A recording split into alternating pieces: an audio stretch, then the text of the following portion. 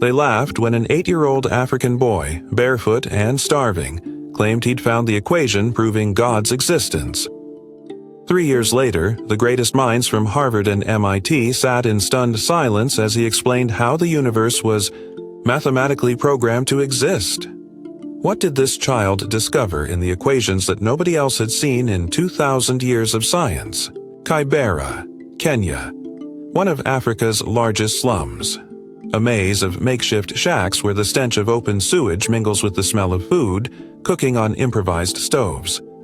In this unlikely setting, Amara Nkosi was born during a blackout that plunged the entire community into darkness. While doctors in Nairobi's luxury hospitals used cutting-edge equipment to bring babies into the world, Amara arrived by the flickering light of a kerosene lamp, assisted by a local midwife. His first cry blended with Kibera's night sounds, with no one imagining this child carried in his brain the key to one of humanity's greatest mysteries. Amara's childhood was marked by constant struggle for survival.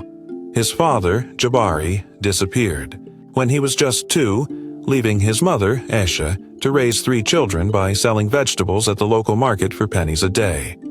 Hunger was a constant companion in their dirt floor home, covered by a roof of rusted zinc sheets.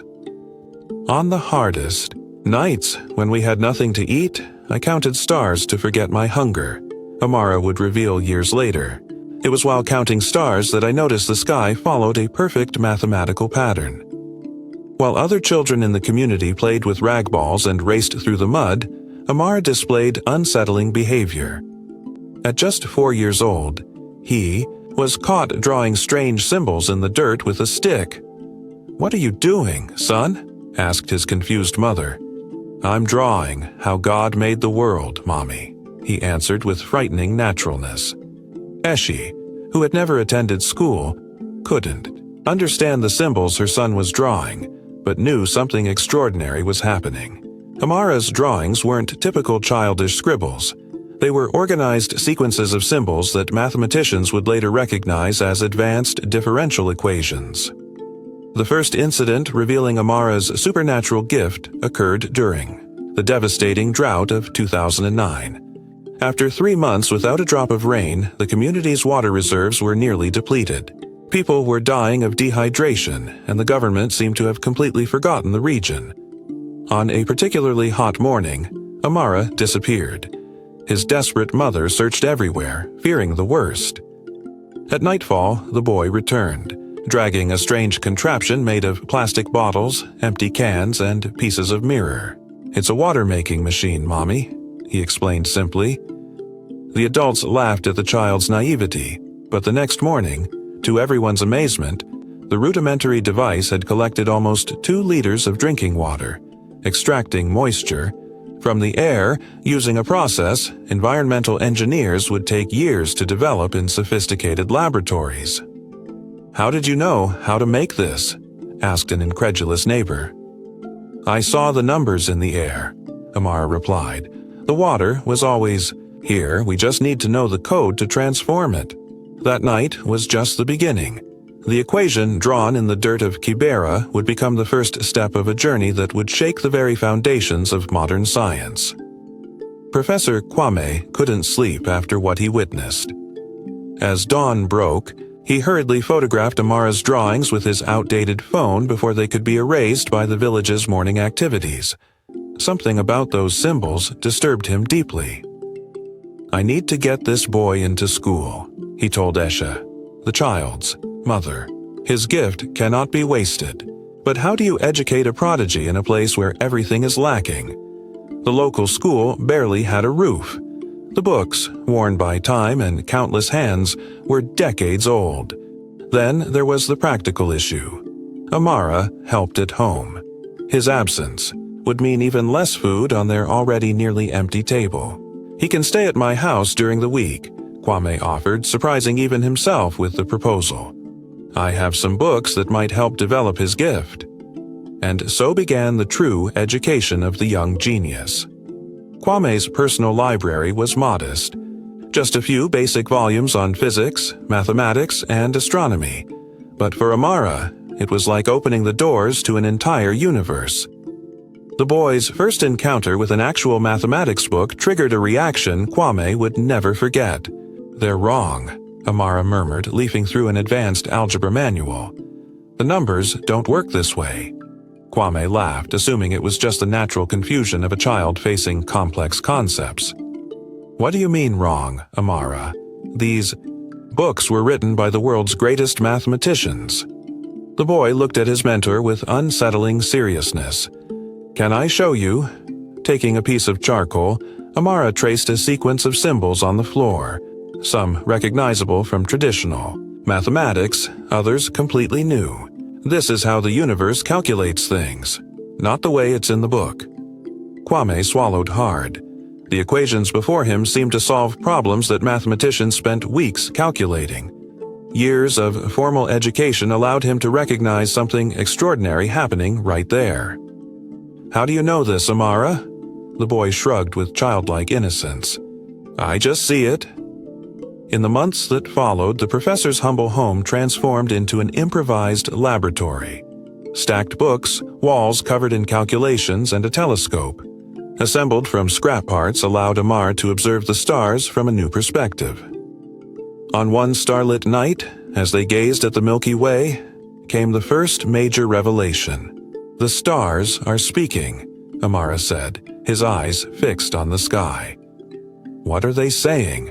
asked Kwame, now accustomed to his pupil's enigmatic declarations. "That we are not alone. We were not an accident." Amara's progress was frightening. Within 6 months, he had devoured every piece of material in Kwame's small library. Soon, the boy's questions surpassed the professor's knowledge. "I need to find a way to take you to Nairobi," Kwame declared one afternoon. "There's a university there. People who might better understand what you're discovering." News of the mathematical prodigy from Kibera began circulating in academic circles. A professor from the University of Nairobi agreed to meet the boy, more out of curiosity than genuine interest. The meeting was set for a Saturday. Eshe insisted on accompanying her son, fearing they might take him away. Wearing the only decent clothes they owned, they made the 2-hour journey to the capital. Professor Mbeki, a stern man with decades of academic experience, received them in his office filled with certificates and honors. His skepticism was palpable. "So this is the little mathematician I've heard about," he said, adjusting his glasses to better examine the frail child before him. "Let's see what you're capable of." Walking to the blackboard, he wrote a complex differential equation, the kind of problem doctoral students took hours to solve. "Can you tell me the solution?" Amara studied the equation for exactly 12 seconds. Without touching the chalk, he simply stated, "It's incorrectly formulated. If you are trying to describe quantum movement, you need to consider the universal constant that connects matter and primordial energy." Professor Mbeki froze. The equation was part of his research on a new approach to unifying quantum mechanics and relativity, something he hadn't published or shared with anyone. "How do you know this?" he asked, his voice slightly trembling. "The numbers show me. And they show something greater. These equations have a signature." "Signature? What kind of signature?" Amara's gaze lit up with a conviction that made the adults in the room exchange glances. "The signature of a creator." Amara's declaration about the signature of a creator left Professor Mbeki frozen in place. Those words, coming from a child, cast a deafening silence across the room. "That's interesting," the professor finally replied, carefully choosing his words. "But science doesn't work with concepts like creator, young man." The light in Amara's eyes didn't dim. "What if we could prove it mathematically?" That afternoon changed everything. Professor Mbeki, initially skeptical, now found himself too intrigued to ignore the boy. Arrangements were made for Amara to attend special classes at the university 3 times a week. An anonymous sponsor would cover transportation and food costs. For the boy from Kibera, a new world opened up. Fully equipped laboratories, computers, endless libraries. But alongside these opportunities came the first real conflict within, his soul. At the university, Amara absorbed knowledge at an astonishing rate. Advanced physics, multivariable calculus, quantum theory. He assimilated concepts as if merely recalling something already known. Yet, each new scientific theory he learned seemed to contradict the simple, deep-rooted beliefs of his community. God created the world in 7 days, taught the village pastor. The universe emerged from the Big Bang billions of years ago, said the university professors.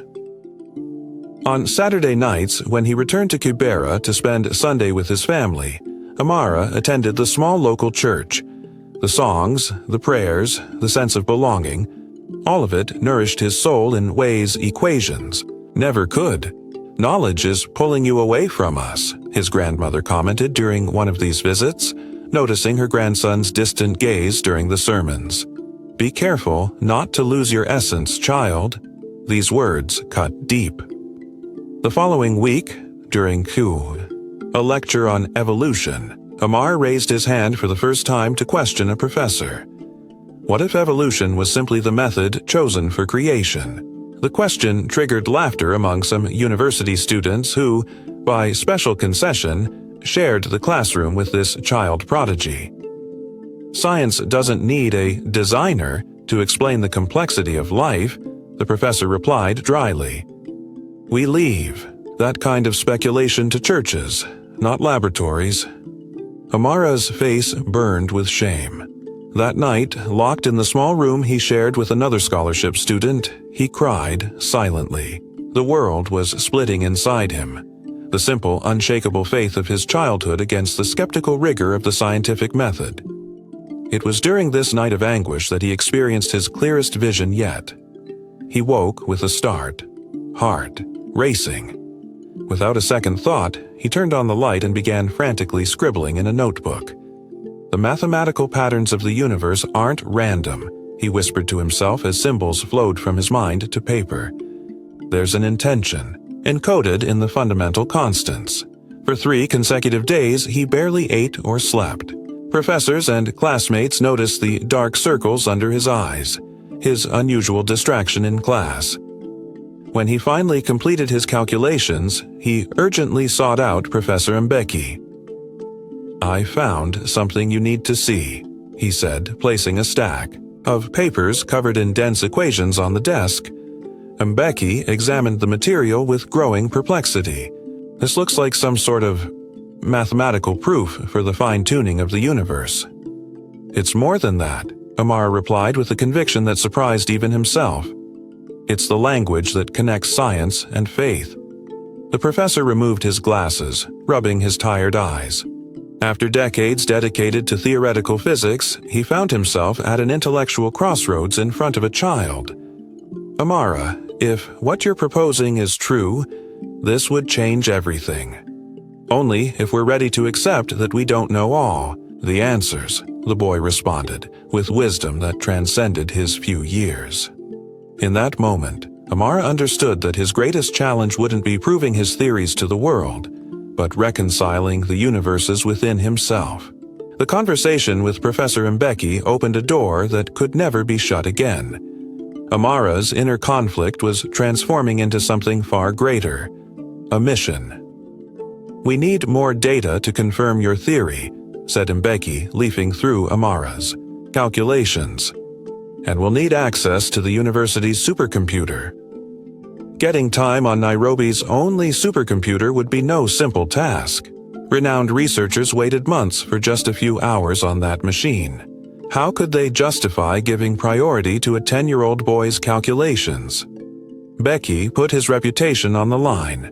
He sent a memo to the administration claiming he was close to a significant breakthrough in unifying quantum physics with relativity.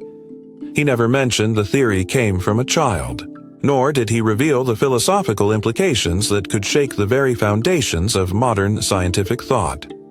3 weeks later, they received authorization.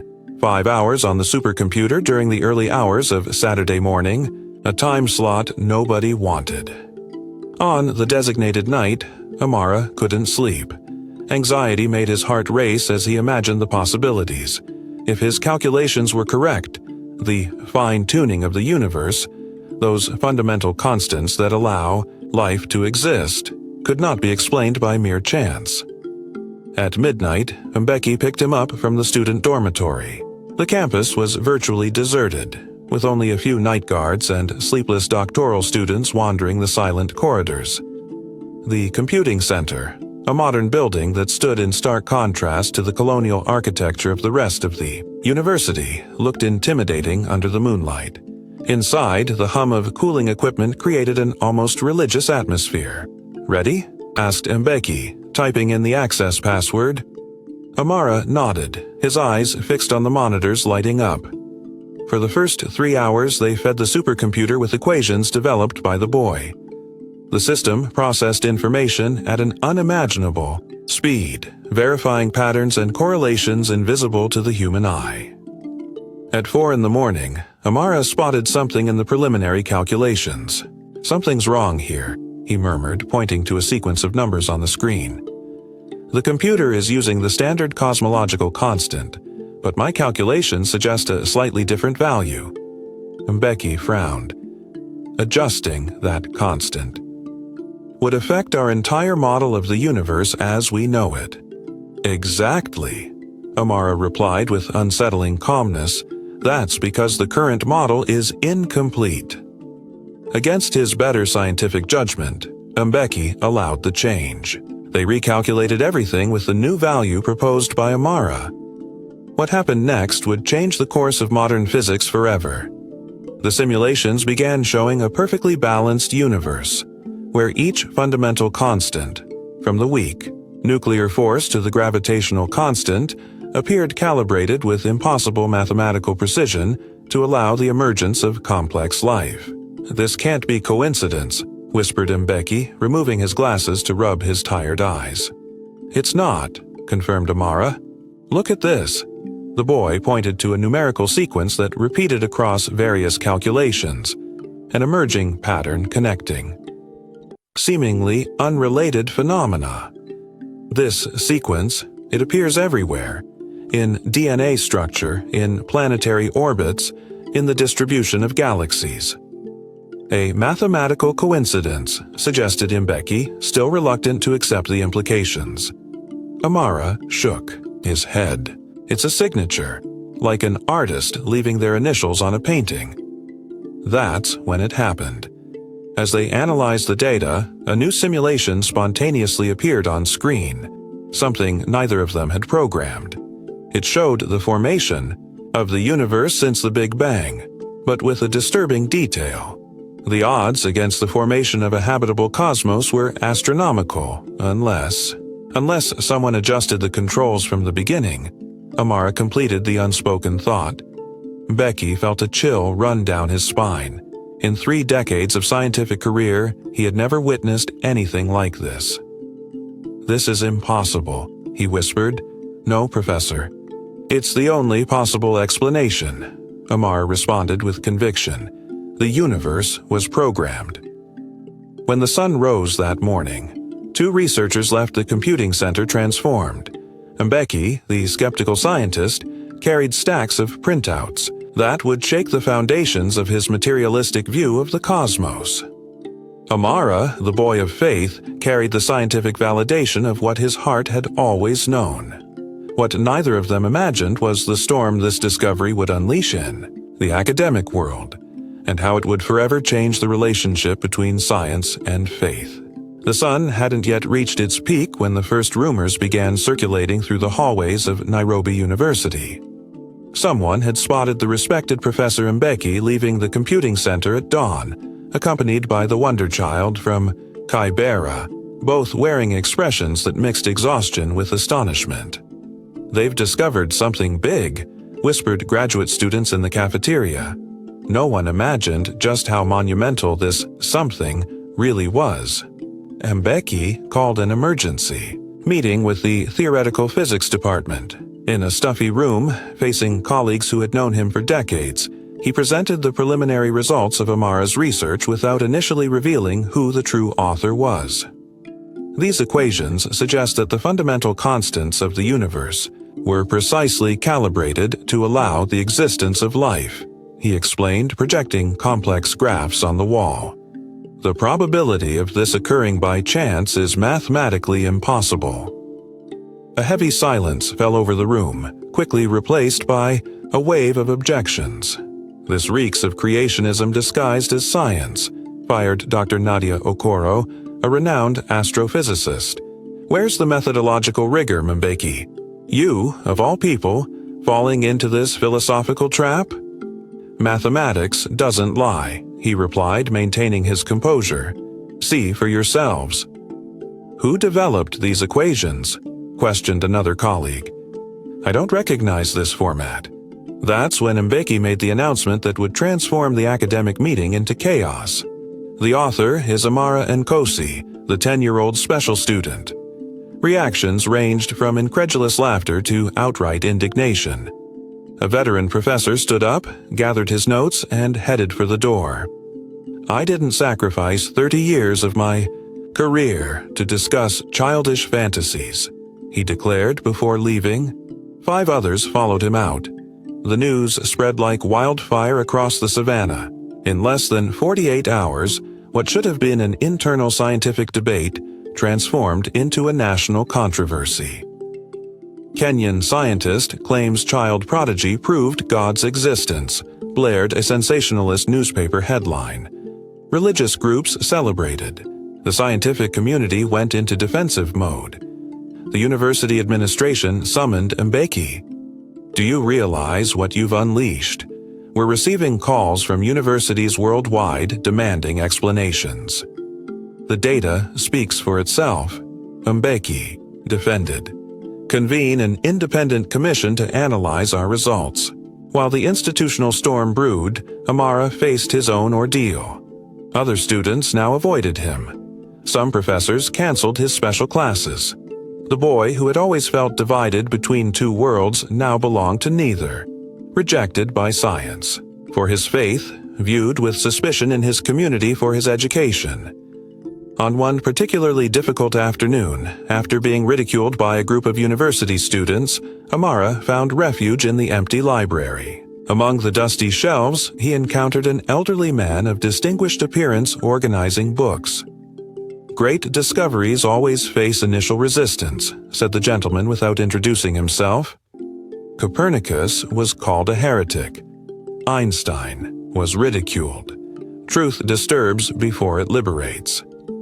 How do you know about my research? Asked Amara, surprised. The old man smiled. I've worked here for 50 years. University walls don't keep secrets. He handed him a worn book. Perhaps this will help.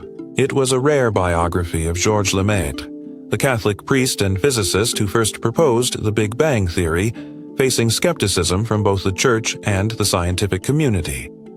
That encounter strengthened Amara for what would come. Next, the hastily convened international conference to evaluate his theory. World-renowned scientists would arrive in Nairobi the following week, not to celebrate a discovery, but to dismantle what they called dangerous pseudoscience. They're coming to destroy me, aren't they? He asked Professor Mbeki as they prepared.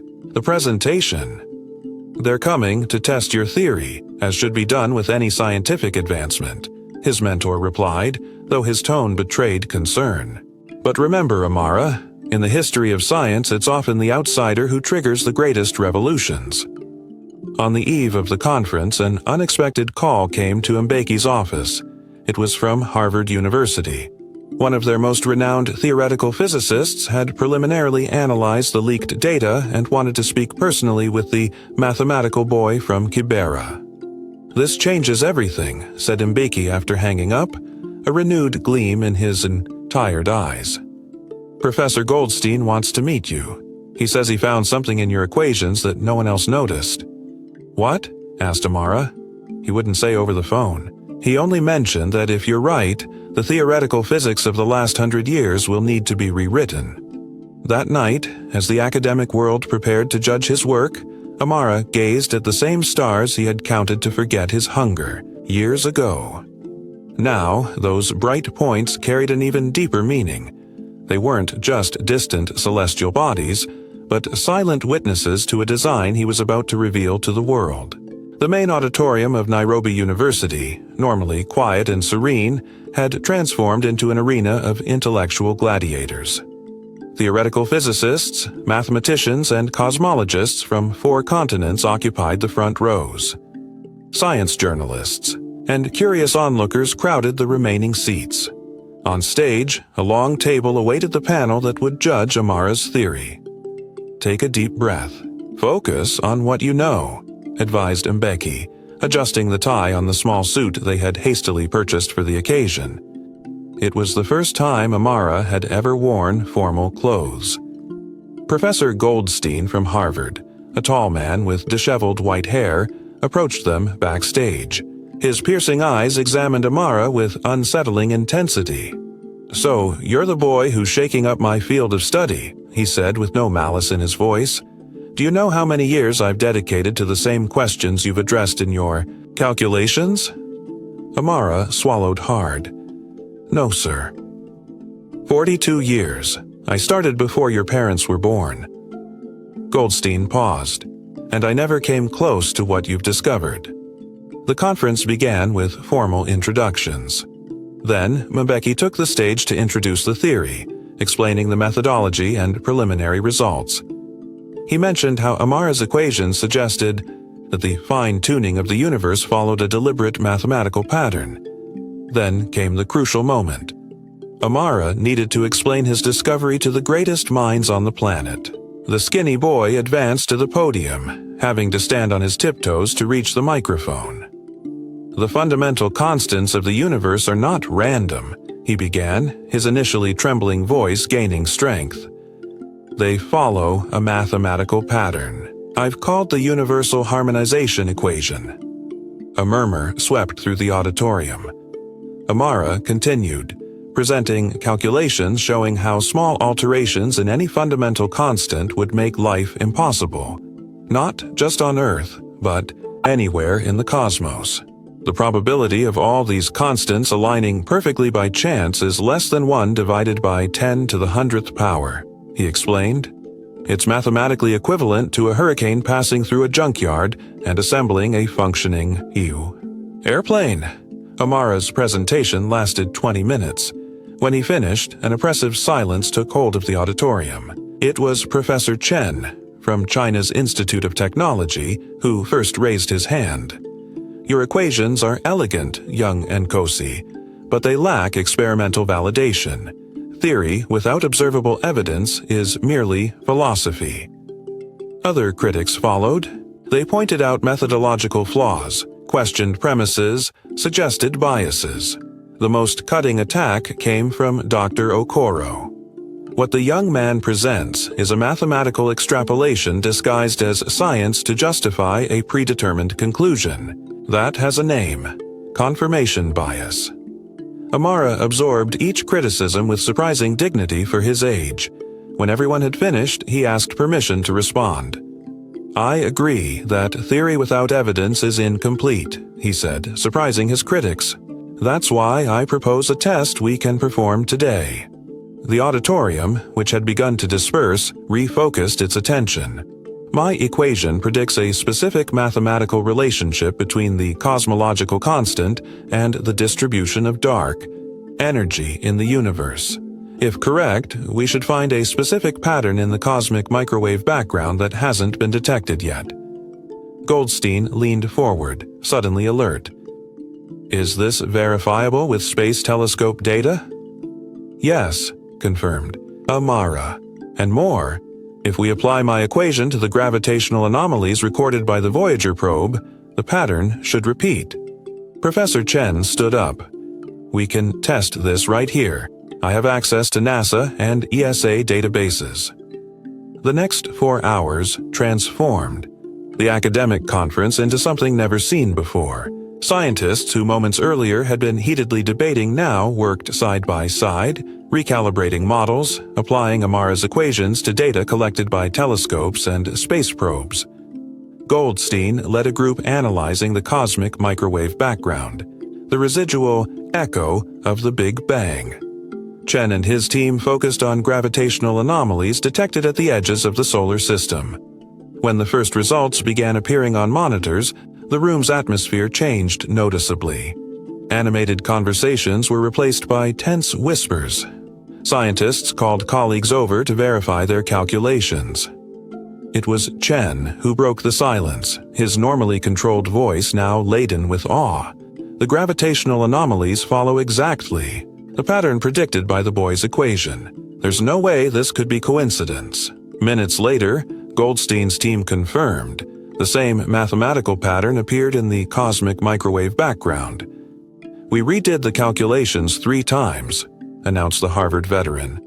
"The pattern is there. It's always been there, but nobody had the mathematical tools to identify it."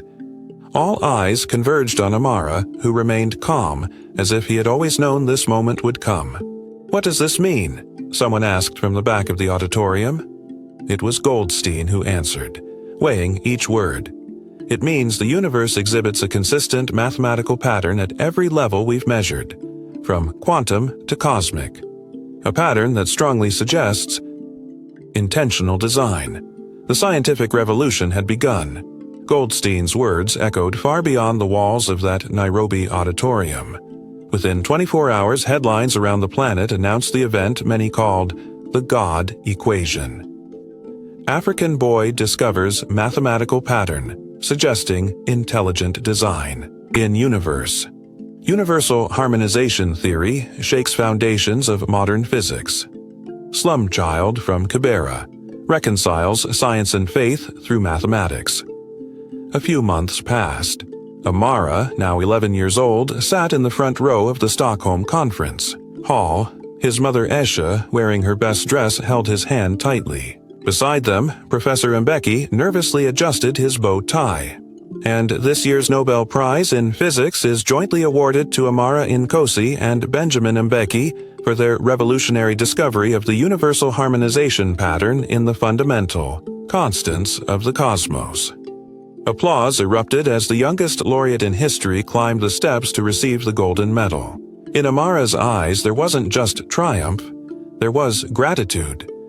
From the slums of Kibera to the most prestigious halls of world science, his journey seemed too improbable to be true. Yet it was only the beginning of something much greater.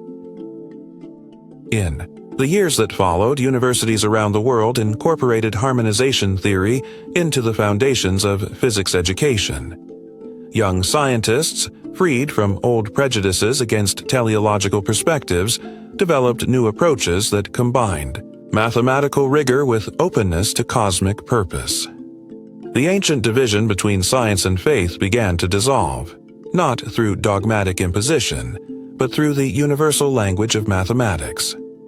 During a press conference at the inauguration of the Nkosi Institute for Advanced Cosmological Studies, strategically built in Kibera, transforming the slum into a cutting-edge research center, a journalist asked Amara, now a young man of 17, "Has your discovery definitively proven the existence of God?"